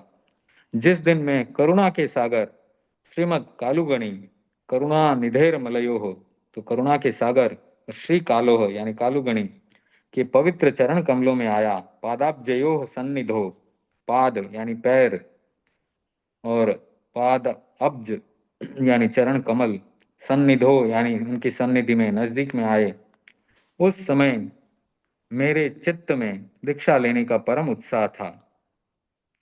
तो ये लिखा है ना, प्रोत्साह दीक्षा पटुर दीक्षाम स्वीकृतवान, यानी पूरी रात दीक्षा ग्रहण की। विरक्त हृदय वाले मैंने अपनी माँ के साथ मात्रा समम, विरक्त हृदयो मात्रा समम, यानी विरक्त हृदय से माँ के साथ भरी परिषद में, परषदी परिषद में दीक्षा स्वीकार की। उस समय में आचार्य देव के समय समक्ष सिर झुकाए हाथ जोड़े खड़ा था। सद्भक्त्यानत कंधरो, सद्भक्त्यानत यानी अच्छी भक्ति के साथ, सद्भक्ति के साथ, नत यानी मस्तक झुकाए हुए, नत कंधरो अंजलि वरह, हाथ जोड़ करके खड़े थे। तो बहुत सुंदर श्लोक लिखा है। मुनि दीक्षा एक सौभाग्य है, उसके भविष्य का निर्माण अनेक घटक तत्वों पर निर्भर है। उस सौभाग्य का प्रथम स्वस्तिक है स्वाध्याय और दूसरा स्वस्तिक है ध्यान। तो मुनि बनकर स्वाध्याय और ध्यान में लगना है। जिसे योग्य गुरु का सानिध्य मिलता है, उसके भाल पर प्रथम स्वस्तिक अंकित हो जाता है, यानी स्वाध्याय तो गुरुदेव करवा ही देते हैं। मुझे उसका सौभाग्य प्राप्त हुआ, सिद्ध हो गई समापत्ति। बाग से प्रस्थान कर हम गधैया जी के नोहरे में आए। वहां पहुंचते ही कालुगणी ने मुझे निर्देश दिया कि तुम तुलसी के पास जाओ, वहीं तुम्हारी शिक्षा दीक्षा होगी। कि आते ही नथमल जी को तुलसी स्वामी जी के पास भेज दिया गया, यानी गुरु शिष्य की वहीं पर जो भविष्य में होने वाला था, गुरु शिष्य का जो भविष्य दिखाने वाला था, वह कालुगणी ने अपने निर्देश से बता दिया कि तुम तुलसी के पास जाओ, वहीं तुम्हारी शिक्षा दीक्षा होगी। यानी गुरुदेव तुलसी के द्वारा ही नथमल जी का निर्माण होने वाला है। यह भविष्य दृष्टा कालुगणी ने देख लिया। गंगा शहर में अज्ञात की उर्वरा में एक बीज वपन हुआ था, उसे अब अंकुरित होने का अवसर उपलब्ध हो गया। मुनि दीक्षा स्वीकार करने के पश्चात क्या करना चाहिए, इसकी दिशा मेरे सामने स्पष्ट नहीं थी। अज्ञात जब सक्रिय होता है तब ज्ञात की दिशा स्पष्ट नहीं होती। शायद ऐसा भी होता होगा कि ज्ञात की दिशा स्पष्ट होने पर अज्ञात की सक्रियता कम हो जाती है। दीक्षा का दूसरा दिन संघीय परंपरा के अनुसार सूर्योदय के पश्चात साध्वियां पूज्य कालुगणी के दर्शन करने आई। मैं पूज्य कालुगणी की उपासना में बैठा था, उठा और मेरी माँ साध्वी बालू जी के पास गया। बाल सुलभ स्वर में मैंने कहा, माँ मेरा तो साधुपन में मन लग गया है, आपका भी लग गया है क्या? साध्वी प्रमुखा कान कुमारी जी बोली कि नाना साधु जी, आपका लग गया तो इनका भी लग गया। सही मात्र यात्रा आगे बढ़ने लगी। हम सबके साथ घुल मिल गए। मेरा पूज्य कालुगणी और मुनि तुलसी जी के साथ तादात्म्य में जुड़ गया। महर्षि पतंजलि की भाषा में समापत्ति सिद्ध हो गई। तो इस प्रकार से हमने आज एक पाठ पूरा कर लिया है। आगे गुरुदेव लिख रहे हैं, आज मैं 90 वर्ष का हूँ, कभी एक क्षण का था, क्षणों ने मिल घड़ी का बनाया, घड़ियों ने पहर का बनाया, पहरों ने दिन का बनाया, दिनों ने महीनों का बनाया, महीनों ने वर्ष का बनाया। एक पर एक वर्ष आते गए, जीवन का 9वां दशक संपन्नता की ओर है। समय की सुई सदा घूमती रहती है, वो कभी नहीं रुकती। बच्चा पैदा होता है, हम कहते हैं पैदा हुआ, फिर 1 महीने का हुआ, 2 महीने का हुआ, 6 महीने का हुआ। पहली बर्थडे मनाई जाती है, दूसरी मनाई जाती है, तीसरी मनाई जाती है, फिर तो प्ले स्कूल में डाल दिया जाता है। अब तो प्ले स्कूल के भरोसे, स्कूल के भरोसे बच्चा बड़ा होता ही रहता है। माँ भी काम कर रही है, बाप भी काम कर रहा है, और बच्चे प्ले स्कूल के भरोसे चल रहे हैं। तो इस प्रकार का हो गया है, लेकिन उस पुराने जमाने में ऐसा नहीं था। परिवार सब साथ में रहते थे और बच्चों का बड़े प्यार से लालन पोषण होता था। तो उस जमाने की बात है। तो आचार्य श्री लिख रहे हैं कि मैं आज 90 वर्ष का हो गया, एक एक वर्ष आगे आता चला गया। मनुष्य अज्ञात प्रदेश से आता है और अज्ञात प्रदेश में चला जाता है। हम कहाँ से आए और कहाँ जाएंगे किसी को नहीं पता है। मध्य का विराम ज्ञात होता है, जो ये बीच का समय है वह हमारे हाथ में है। इसका निर्माण हमें करना है, तो भविष्य का निर्माण अपने आप हो जाएगा। तो उसमें कितने ही अज्ञात संबंध जुड़ जाते हैं। जन्म के समय समय मनुष्य क्या जानता है, यह हम लोग जो बड़े हो गए हैं नहीं जान पाते। जन्म क्यों होता है, यह प्रश्न उस समय नहीं होता। यह प्रश्न तब उठता है जब जीवन की दूसरी मंजिल की ओर हमारे चरण बढ़ते चले जाते हैं, और वह दूसरी मंजिल है मृत्यु। मृत्यु की मीमांसा भी मृत्यु के परिपार्श्व में उग्र बन जाती है।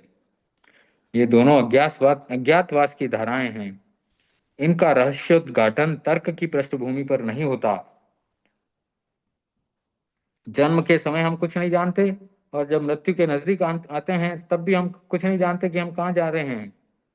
मनुष्य ज्ञात के किवाड़ों को भी पूरा नहीं खोल पाता। शब्दों को चुनने वाला माली कोई बिरला ही होता है। भावों की उर्मियां प्रायः सागर के भीतर ही विलीन हो जाती हैं। जन्म स्थल एक छोटा सा गांव, नाम है टमकोर। पूरा ग्रामीण वातावरण, न सड़क, न रेल, न कार, न बस, और न ही ट्रक। किसी ने पेट्रोल नहीं देखा, और पेट्रोल से चलने वाले वाहनों का धुआं किसी की आंख में नहीं समाया। यात्रा के लिए दो ही साधन थे, बैलगाड़ी और ऊंट। हमने भी अपने बचपन में बैलगाड़ी देखी है और ऊंट भी देखे हैं। हमारे गांव में बैलगाड़ी भी मेरे घर से कुछ दूरी पर ही खड़ी रहती थी। एक किसान के घर में बैलगाड़ी थी। और ऊंट, ऊंट पर तो लाद करके गुड़ आया करता था बाजार में बिकने के लिए। और उसका, गुड़ वाले का, वो वो गुड़ वाले का जो ऊंट पर गुड़ लेकर के आता था, जो भी सेठ साहूकार खरीदता था, वो हमारे को भी चखाने के लिए दे दिया करता था बच्चों को। तो कुएं थे पर पानी खारा था। ये रेगिस्तान की बात है, टमकोर की बात है। हमारे मेवाड़ में तो पानी मीठा था, और अभी भी मिठाई है। तो रेगिस्तान में, टमकोर, चूरू आदि में पीने का पानी खारा था। कुएं का पानी खारा था, तो पीने का पानी बहुत दुर्लभ था। पानी की बड़ी समस्या होती थी। एक गांव में ही नहीं, राजस्थान के हजारों हजारों गांव ऐसे हैं जहां पर पीने का पानी बाहर से लाया जाता था। कुछ गांव ऐसे हैं जहाँ के निवासी वर्षा के जल को कुंड में इकट्ठा करते थे। वहां पर कोई स्कूल नहीं था, विद्यालय नहीं था। ऐसे गांव में मेरा जन्म हुआ। अजन्मा का जन्म। आत्मा देह नहीं है, इसलिए देह की पुनरावृत्ति होती रहती है। क्योंकि आत्मा तो देह में रहती है, इसलिए देह की पुनरावृत्ति होती रहती है। उस पुनरावृत्ति के चक्र में मेरा भी जन्म हुआ। मैं भीतर से बाहर की दुनिया में आया। खुला आकाश, खुला वातावरण। मेरा जन्म किसी भवन के प्रकोष्ठ में नहीं हुआ, किसी घर में नहीं हुआ। घर के पीछे छोटा सा अवकाश है, प्रांगण है। वहां मेरी माँ प्रसवन के लिए गई, वहीं मेरा जन्म हो गया। आकाशीय ग्रहों से मेरा सीधा संपर्क स्थापित हो गया। इस प्रसंग ने स्थापित कर दिया कि मुझे मुक्त वातावरण में रहना पसंद है। आज भी खुले आकाश को देखना अच्छा लगता है। आकाश दर्शन का एक प्रयोग भी प्रेक्षा ध्यान में चल रहा है। मेरा जन्म एक असाधारण घटना बन गई। मैं जन्मा तब मेरे 2 बहनें थी, भाई नहीं थे। 2 भाई हुए थे पर वे जीवित नहीं बचे। मेरी सुरक्षा के लिए विशेष विधियां अपनाई गई। जिसका पुत्र बचपन में ही चला जाता है, उसके लिए ये विधियां अपनाई जाती है। मेरा जन्म होते ही मेरी बुआ ने छत पर चढ़कर जोर से शोर मचाया, चोर आ गया, चोर आ गया। चोरड़िया परिवार के लोगों ने सुना और लाठियां लेकर के एकत्रित हो गए। घर में आने पर उन्हें पता चला कि बेटे का जन्म हुआ है। नाक बींद कर उसमें नथ पहनाई गई और उसी आधार पर मेरा नाम नथमल रखा गया। नमक से तोलना, डाकोत को दान देना, इन विधियों का भी प्रयोग किया गया। भारतीय जीवन पद्धति में पुत्र की सुरक्षा के लिए क्या नहीं किया जाता। अपुत्रस्य गतिर नास्ति, ये वैदिक सूत्र है।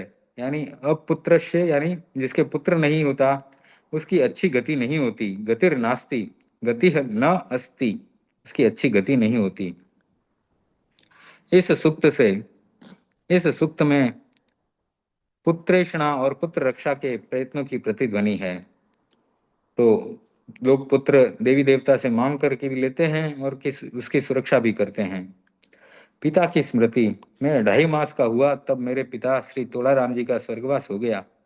मुझे स्मृति है मैंने अपने पिता को देखा है और मुझे स्मृति है मैंने उन्हें मृत्यु शैया पर लेटे हुए देखा है।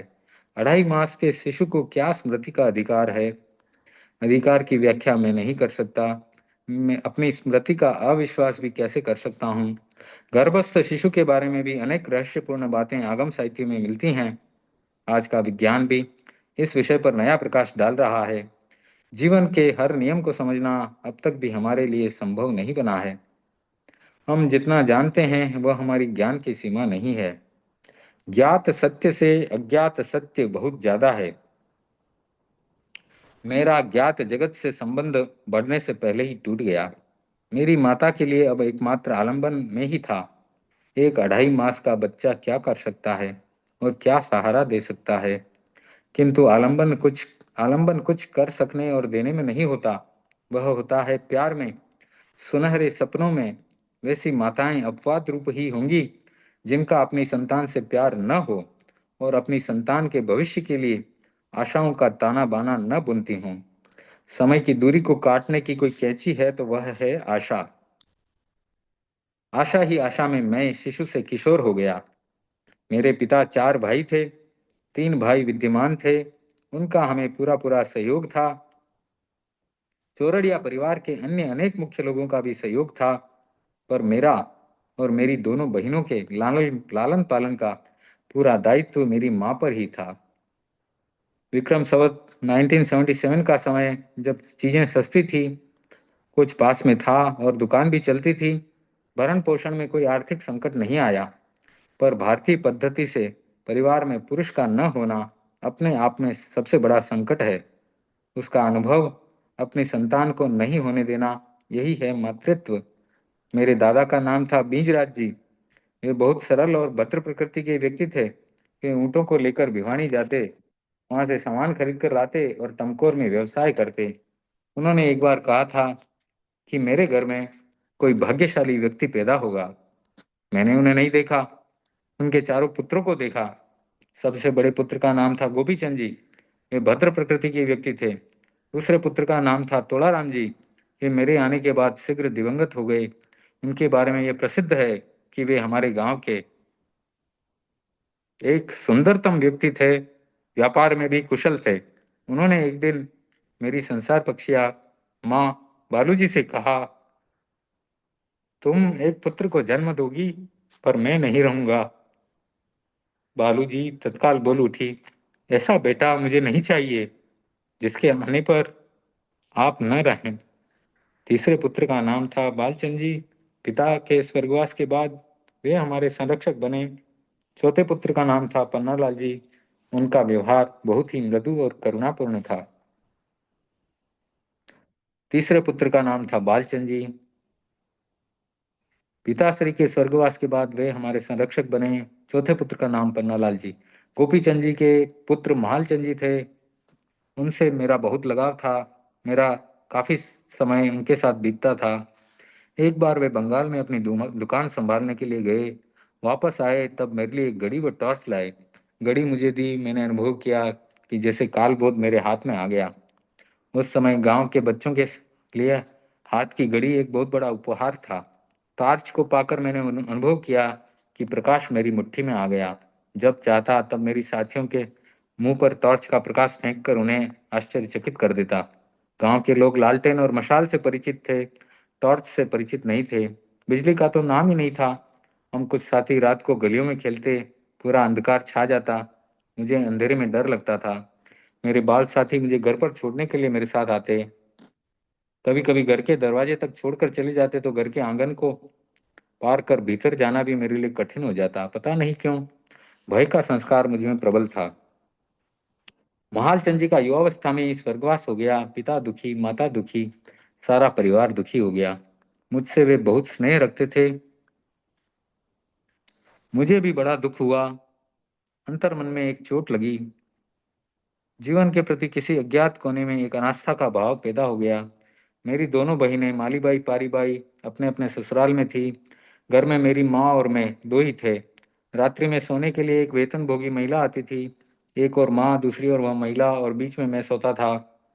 यह भय वर्तमान जन्म से उपजा हुआ नहीं था। प्रतीत होता है कि मैं अतीत के जन्म से ही यह संस्कार लेकर आया था। मेरा अध्ययन, मैंने स्कूल का दरवाजा भी नहीं देखा। उस समय छोटे गांव में प्राय विद्यालय नहीं होते थे।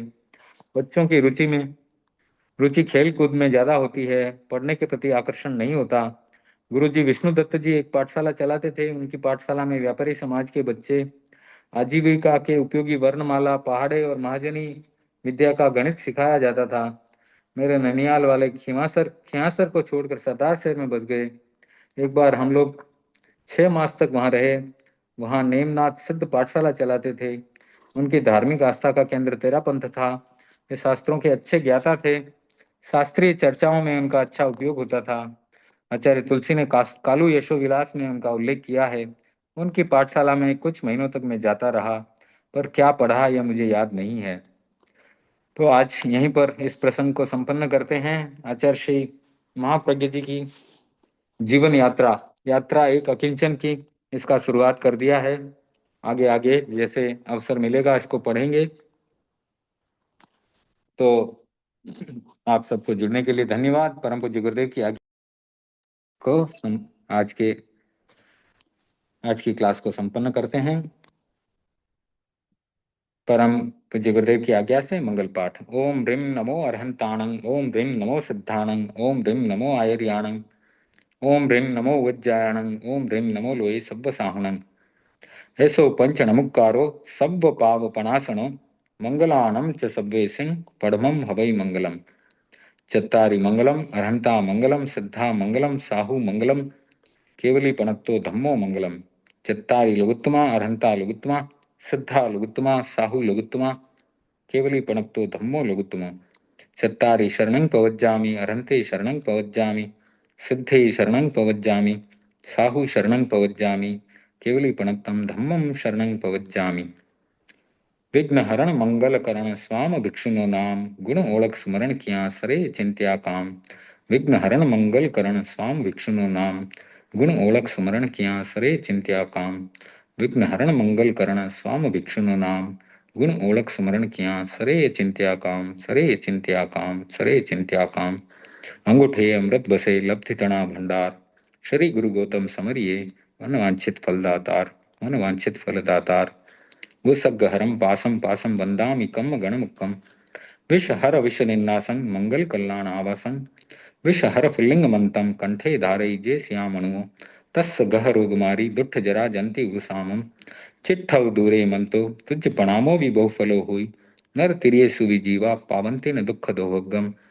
तु सम्मत्ते लब्धे चिंतामणि कप्प पाय बप्पहिये, पावन्ते अभिज्ञानम जीवा आयरामरम ठाणम। इह संतु महायश भक्ति भर निभरेण हियेण, ता देव दिज्य बोहिं भवे भवे पास जनचंद, भवे भवे पास जनचंद।